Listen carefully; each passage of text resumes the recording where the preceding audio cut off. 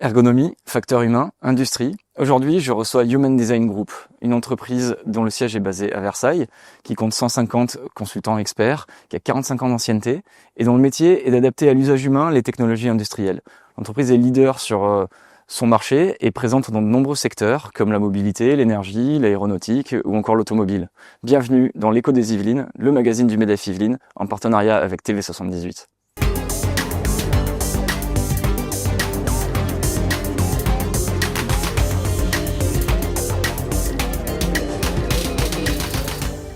Dominique Solaire, bonjour. Vous êtes le président de Human Design Group. Bonjour Erwan, merci pour votre invitation. Alors première question, est-ce que vous pouvez nous définir de manière assez simple ce qu'est l'ergonomie, ce que sont les facteurs humains ? Alors au préalable, je dirais que l'ergonomie et les facteurs humains s'apprennent dans les universités ou les écoles d'ingénieurs spécialisés, demandent au moins 5 ans d'études. Donc je vais essayer de le faire en quelques secondes de manière brève et concise. Donc les facteurs humains, c'est l'ensemble des facteurs, ils peuvent être individuels, ils peuvent être organisationnels, collectifs, qui vont influencer l'atteinte d'une performance humaine dans la réalisation d'une activité dans un contexte donné.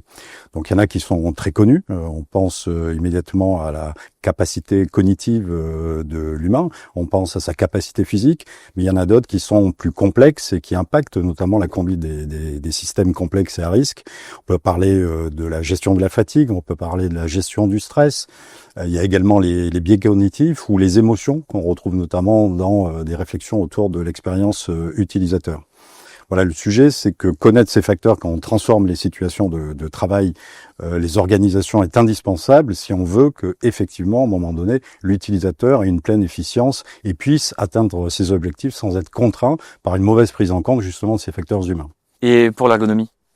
Alors sur l'ergonomie est une discipline scientifique, d'ailleurs reconnue par le Conseil national des universités, qui labellise toute compétence scientifique en France. Elle vient du grec ergon et nomos qui signifie les lois du travail. Je dirais plus exactement qu'il s'agit d'une science qui maîtrise la connaissance de l'homme en situation d'activité. Donc on regarde les facteurs humains, son sujet est d'intervenir concrètement sur les situations de travail, de les observer, de les questionner de manière justement à identifier les écarts entre les activités humaines et la prise en compte des facteurs humains.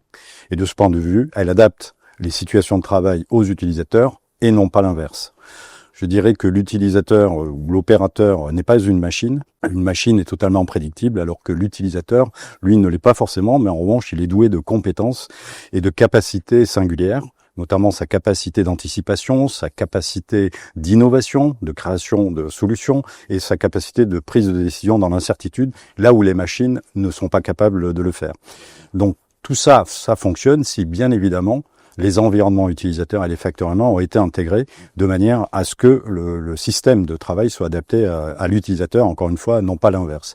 Donc s'il y a une chose à retenir de l'ergonomie des facteurs humains, c'est que quand l'utilisateur est mieux, il est meilleur. Et donc il y a là une sorte de trait d'union entre investissement autour de la qualité des situations de travail et productivité. D'ailleurs, certains organismes socio-économiques ont pu évaluer qu'1 euro investi dans la qualité des situations de travail pouvait ramener jusqu'à 4 euros de productivité. Et alors justement, quelles compétences sont nécessaires dans votre entreprise pour pouvoir exercer ces missions ? Alors chez Human Design Group, nous recrutons à la fois au niveau universitaire, au niveau des écoles d'ingénieurs spécialisés. Nous avons 4 grandes familles de compétences. La première sont les ingénieurs en cognitique, donc ces ingénieurs dont la fonction principale est de mettre en adéquation la logique de fonctionnement du cerveau humain avec le traitement des informations, et notamment dans des systèmes où, on le sait, il y a de plus en plus d'informations que doit absorber l'utilisateur, et on sait aussi que c'est pas parce qu'une information est affichée qu'elle est vue, c'est pas parce qu'elle est vue qu'elle est comprise, et encore moins parce qu'elle est comprise qu'on aura la réaction attendue de l'utilisateur derrière cette information. Donc ça paraît complexe comme ça, mais il existe des méthodes, il existe des modèles pour s'assurer que effectivement le traitement de l'information sera correctement réalisé. Une deuxième, et ce sont nos compétences natives, ce sont des formations en ergonomie et en psychologie du travail. Une troisième compétence qui est au sein de notre société sont des ingénieurs en design. Donc eux, ils ont en charge de produire directement des solutions pour nos clients. Donc ça peut être des solutions de conception digitale autour d'applicatifs, ça peut être des solutions d'aménagement d'espace, de postes de travail, ou dans le cadre de transformation de société, des définitions autour des process et de l'organisation du travail. Et enfin, une quatrième compétence, qui sont des neuroscientifiques, eux, justement, pour revenir au facteur humain, vont traiter spécifiquement de facteurs humains très spécifiques qui ont un impact sur la fiabilité d'exploitation de systèmes à risque. Si je prends 2 exemples actuellement, nous travaillons sur la fatigue, le management de la fatigue des pilotes dans l'aéronautique. Nous travaillons également dans le domaine spatial, en lien avec les vols habités de longue durée, sur l'amélioration de la récupération des spationautes qui sont amenés à travailler dans l'espace dans des vols de longue durée. D'accord, on comprend mieux le nom de l'entreprise. Et alors pour être encore plus exhaustif, est-ce que vous pourriez nous parler du type de client que vous avez ? Alors effectivement, nous avons différents types de clients. Donc historiquement, le premier type de clients, ce sont les grands groupes qui, eux, se sont déjà structurés avec nos compétences en interne, mais que nous accompagnons soit avec des expertises complémentaires, soit en fournissant sous la forme d'assistance technique différentes ressources pour augmenter leur capacité de travail sur ces sujets. La deuxième catégorie de clients, ce sont des grands bureaux d'ingénierie qui nous sollicitent, notamment sous l'angle d'une meilleure définition des besoins utilisateurs en amont, parce qu'elles ont bien compris qu'un besoin utilisateur pris en amont permettait d'éviter des corrections. Et on sait que dans le domaine, 1 euro en conception peut valoir jusqu'à 1 000 euros lorsqu'il s'agit de le corriger une fois la solution finalisée. Troisième catégorie de clients sont des primo-accédants, donc des clients qui n'ont pas encore utilisé nos démarches, nos méthodes, mais qui viennent chez nous justement pour trouver de nouvelles opportunités d'innovation au travers du besoin des utilisateurs en vue de leur différenciation économique sur leur marché, que ce soit des produits ou des services. Et enfin, une dernière catégorie de clients sont les directions des ressources humaines qui sont confrontées à des problématiques de productivité sur leur poste de travail. Leur productivité soit parce que leurs postes ont un certain niveau de pénibilité, soit parce qu'ils ont un manque d'attractivité. Et bien sûr, je dirais, ils ont un peu la double peine, c'est-à-dire pénibilité génère du turnover, le manque d'attractivité fait en sorte qu'ils aient des difficultés à recruter. Donc tout ça génère des coûts cachés d'exploitation qui sont très importants. Et donc nous intervenons pour les aider à diagnostiquer les facteurs de pénibilité et à les aider à améliorer les conditions de travail de leur poste et aussi à étudier des parcours professionnels, notamment de manière à éviter la pénibilité en lien avec le vieillissement de la population au travail. Très bien, donc un spectre de clients et de missions assez large. Pour recentrer sur Human Design Group, quelle est la raison d'être de l'entreprise ? Alors notre raison d'être est claire. Elle est d'ailleurs portée par notre marque, Human Design, qui veut dire l'humain au centre de la conception. Alors pas simplement design au sens esthétique, mais réellement la conception, donc processus d'ingénierie ou de transformation. Et notre raison d'être vise à fournir à nos clients un levier en vue d'améliorer leur compétitivité, que ce soit par leur efficience opérationnelle ou par leur compétitivité économique vis-à-vis de leur concurrence. Je prendrai une analogie avec les systèmes de logistique. Donc les systèmes de logistique, leur performance est déterminée souvent par le dernier kilomètre, qui est le plus complexe et le plus coûteux pour amener le colis jusque chez vous. Quand on a des sujets d'ingénierie, d'innovation, de transformation, il est clair que l'utilisateur constitue ce dernier kilomètre et c'est lui qui, in fine, jugera de la valeur ajoutée finalement de la transformation ou de l'innovation. Donc c'est pas juste une variable d'ajustement, mais c'est une véritable variable stratégique pour concevoir et pour surtout avoir des bénéfices en gains opérationnels ou en compétitivité économique. Dernier point, notre raison d'être s'appuie aussi sur un paradoxe, c'est-à-dire lorsqu'on a des inventions, lorsqu'on a des transformations, des innovations, on a toujours des spécialistes de toutes les composantes techniques de ces systèmes, qui sont excellents par ailleurs, mais trop rarement de spécialistes de l'utilisateur final.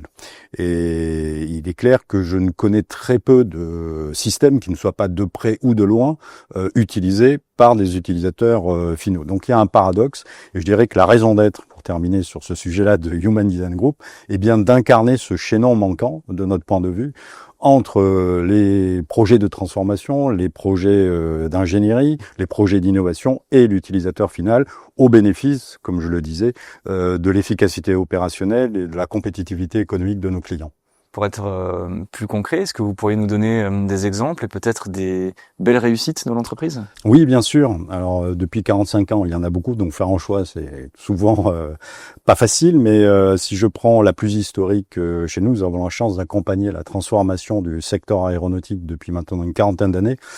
Donc, pour prendre quelques exemples concrets, nous accompagnons les contrôleurs aériens dans la transformation de leur activité, notamment en réduction de charges de travail cognitive, puisque vous savez que chaque année, nous sommes confrontés à 10% de vols en plus à contrôler.